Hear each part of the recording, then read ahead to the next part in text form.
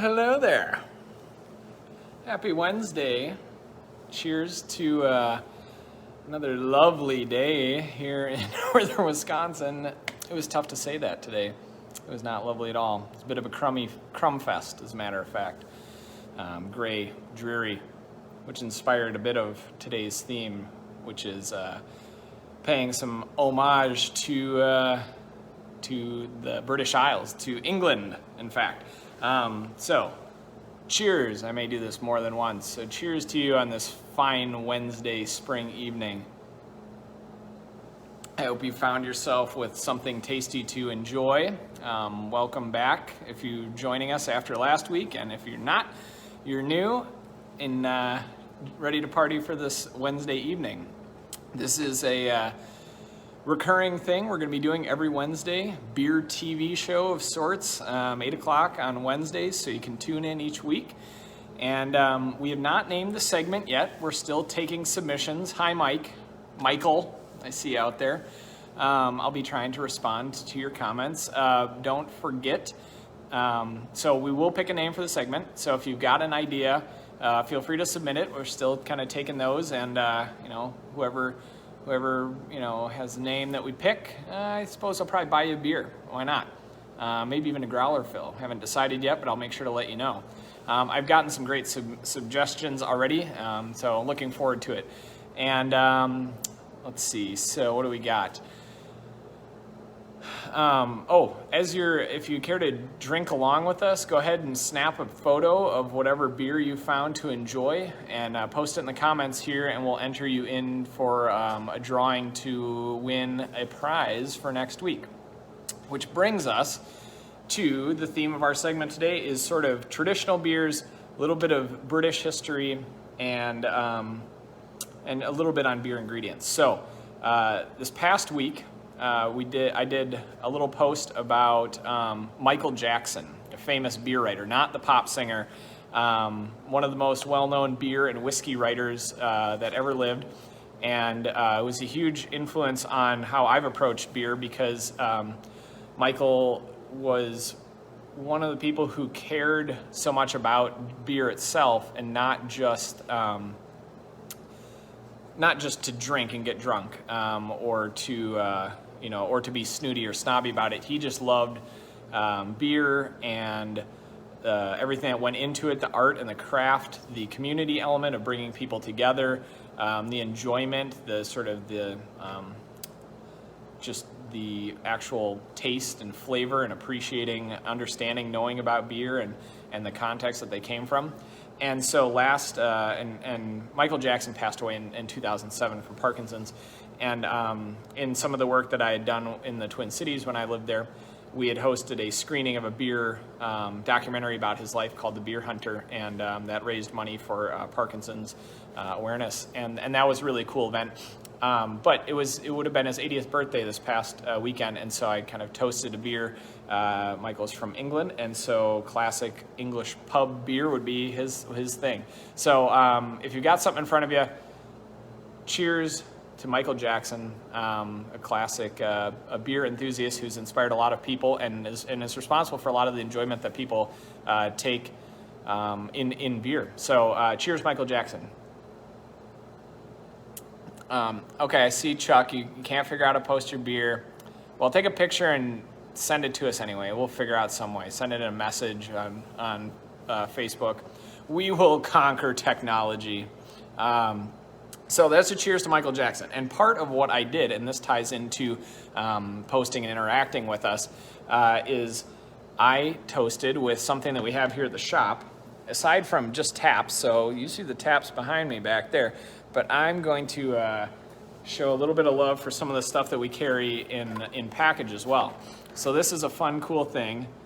This is from Sam Smith, Samuel Smith Brewery, Tadcaster, England. Ooh, look at that. Pretty, pretty. Traditional British pub in a box. So this is one of the cooler gift pack things that we have out there. So this is going to be a little bit of unboxing for all of you influencers out there. Check it out. Ooh. Look at the box. Let's see what's in it. So it's basically got all the contents of your own pub kit. Of course, it comes with beer. Classic Samuel Smith beers in their beautiful and strange size bottles. I always forget. They're 550 milliliters because, of course. The classic Oatmeal Stout. You get one of those. You get arguably their most well-known beer, at least in the United States, the Nut Brown Ale, which is just a classic brown ale, tough to beat. I'll give you a little more rundown on those beers in a second. The Taddy Porter, named after Tad Castor, and a fancy pants Samuel Smith pub glass. Woohoo! It's official British pub glass. And they even kick in a couple of coasters. I'm not going to wrestle those out of there. I might lose my arm in the box. So whoever posts or interacts with us this week will be eligible to do a drawing, and someone's going to win one of these for next week, this pub in a box. I also have a couple of them available to sell. We'll see how many I've got left. I can always get some more Sam Smith stuff in, though. And Samuel Smith is a classic British brewery, and they are well known for their Yorkshire squares, big fermenters. So when the beer is fermenting and bubbling away and the yeast is doing its work and making the alcohol, most breweries now have closed fermenters, meaning they're not open to the air, and they're round, conical shaped with a tapered bottom.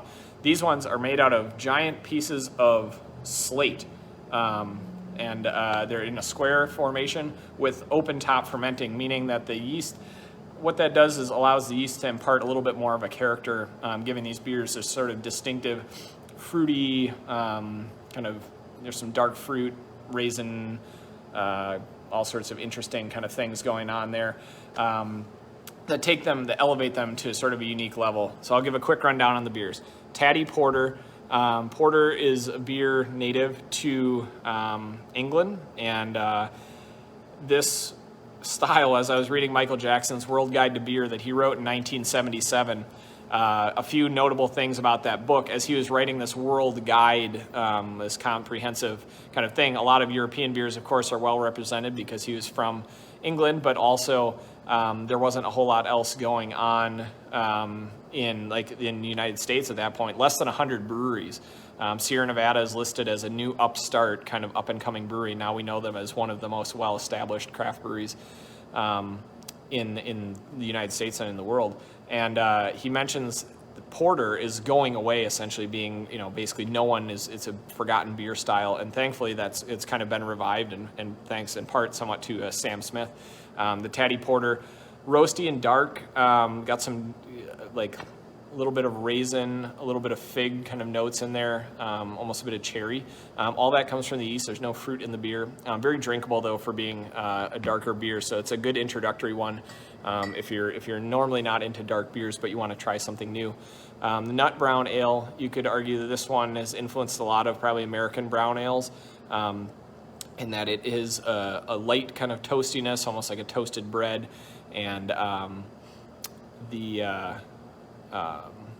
also gets a little bit of sweetness in there.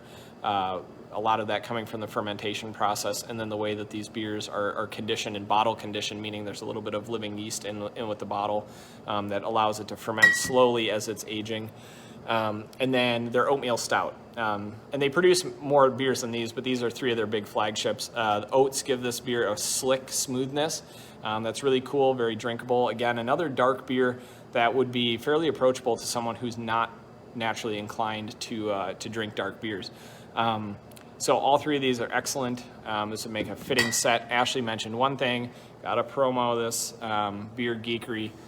On the bottom of the glass, perhaps you can see that there, the little pattern that is unique to Sam Smith. It's laser etching on the bottom of the glass, so when you pour your beer, it basically helps to create a spot where bubbles can continue to rise up, and it keeps giving the beer more foam and head at the top, which beer foam is a good thing. Not too much, but you need enough on there to help release the aromas and make sure you can taste the beer well.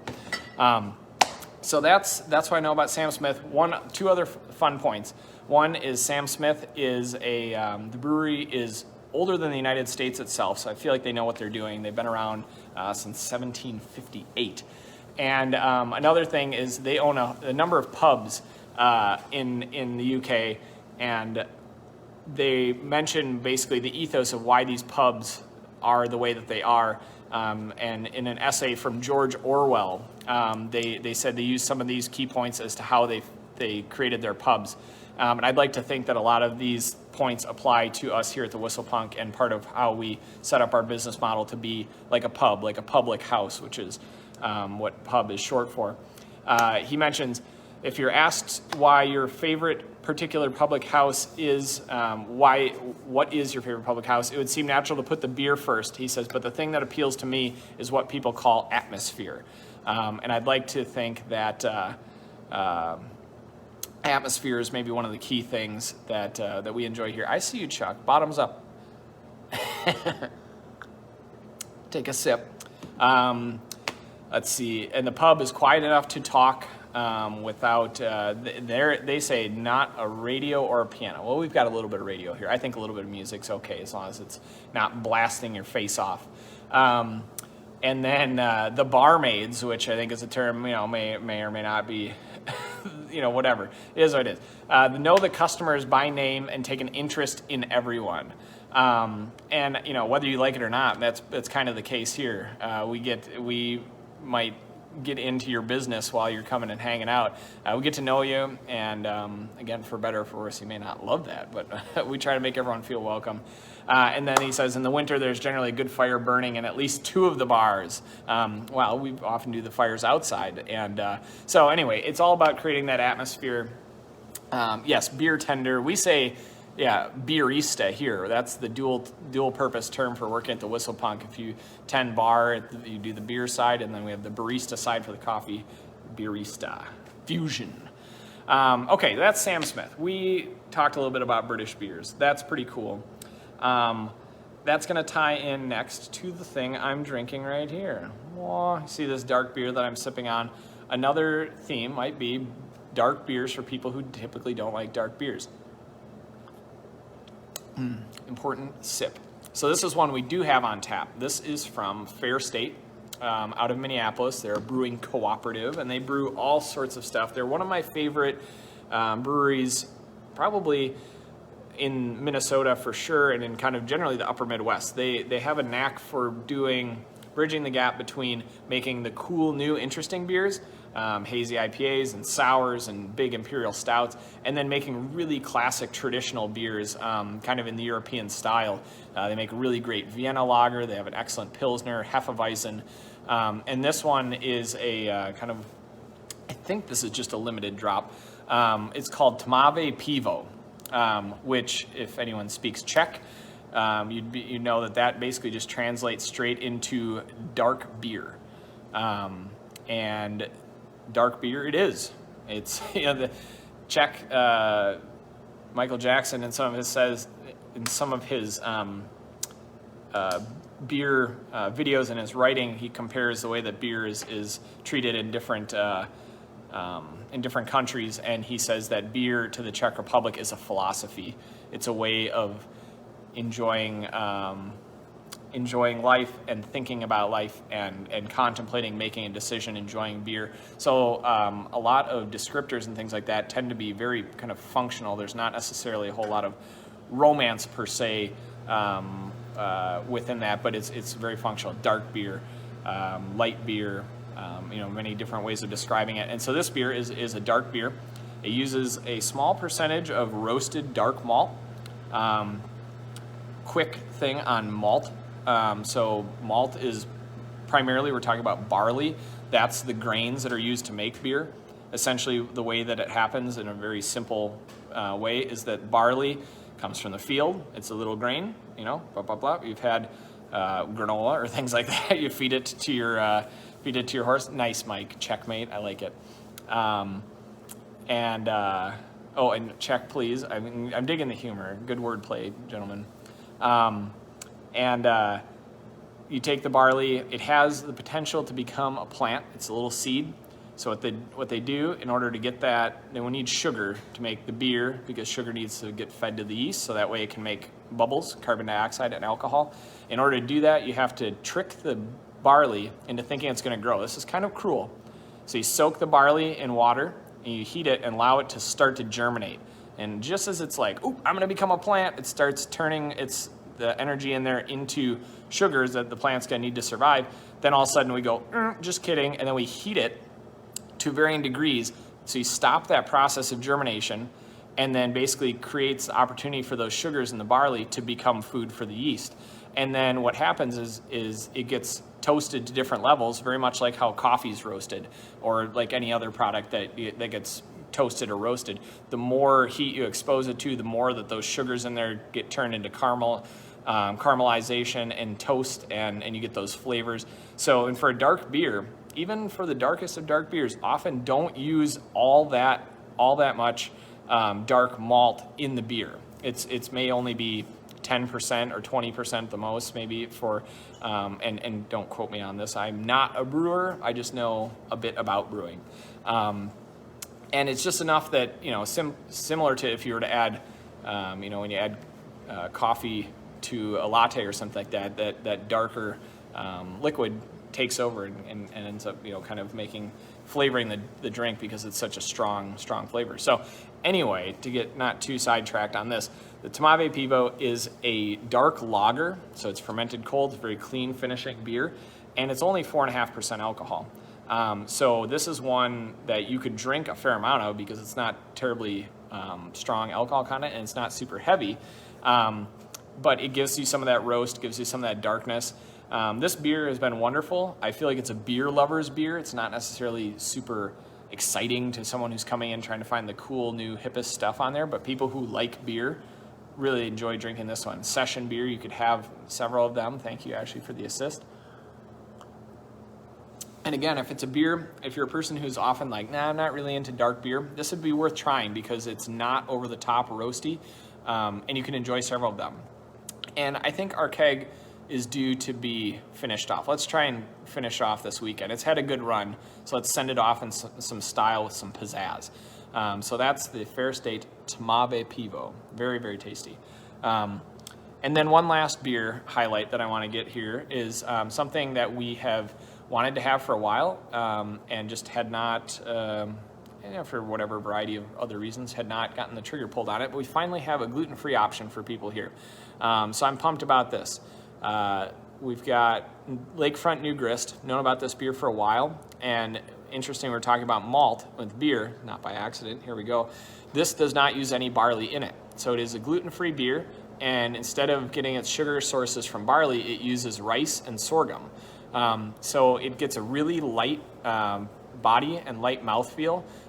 They call it a Pilsner style because it's light and golden, but it is a little even lighter than a standard Pilsner, and it has a little bit of sweetness to it, partially from the sorghum, partially from the rice. And it almost has a slight, I hate to say cidery because I feel like that could put people off. They think it's going to be a hard apple cider, but it has like a little bit of that sweetness and a little bit of almost apple type character. It's very refreshing, very easy to drink, and it's interesting. And it's not a total cop-out for people who, for any various reasons, cannot have gluten or choosing not to have gluten in their diet. Gives you a good option to be able to still enjoy a good beer. So we're going to be keeping this in stock all the time at the Punk. We'll have it in bottles. You can feel free to just check that out. And if you know someone who's gluten-free, has been looking for a good spot to have a beer, we finally broken the ice, have an option here, hopefully first of many, and we will try to feature other ones in the future. There's plenty more good options coming out, and including some good NA options as well, so stay tuned for those. Okay, let me have a sip here.